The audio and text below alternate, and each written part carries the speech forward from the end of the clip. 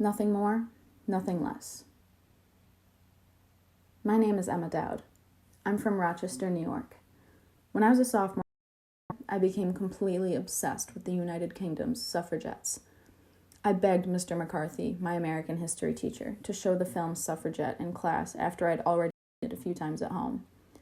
When he finally did, my classmates fell asleep, but my eyes kept going back and forth between the smartboard screen and the faces of my peers to gauge their reactions to every scene that moved me.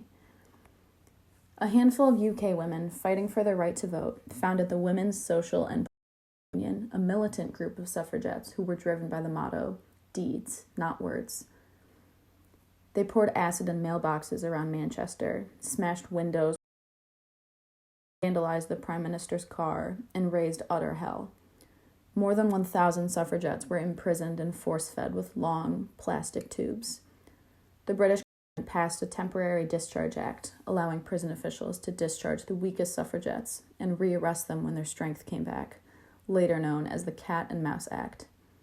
They used to say, "We break windows, we burn things, because war is the only language men listen to."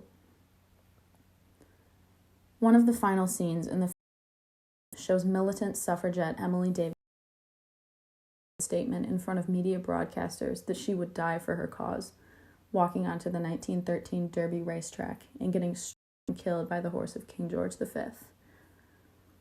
My classmates laughed, so I stood up and walked out.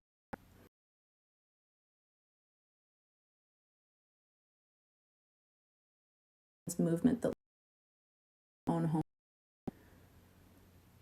The UK suffragettes founded their union and began their fight in 1903, but Susan B. Anthony lit the spark and started it all. Champion of temperance, of abolition, of the rights of labor, of pay for equal work, and co-leader. Alongside suffragette Elizabeth Cady Stanton, Anthony traveled around the country delivering speeches in a fight for women's suffrage to arms at the Seneca Falls Convention in 1848, demanding that all men and women are created equal under the law, including the right to vote. Anthony also worked alongside Frederick Douglass, longtime resident of Rochester and the leading spokesperson for the abolition of slavery. It wasn't seen as tasteful for women about anything at this time in American history, especially suffrage and abolition, but Anthony did it anyway. After lighting the spark, Anthony dedicated her entire life fighting for women's rights. She was even arrested in her Rochester home for illegally voting in 1876. She was fined $100 for her rebellion. It made people angry and ended up bringing the suffrage movement far more national attention. She never paid the fine, of course. Anthony died in 1986. Began their fight. She was the pioneer of the movement. On the year she would have reached 100 years old, 1920, women finally won the right to vote through the passage of the 19th Amendment. Her fight and Rochester's history may not have inspired every student from my town.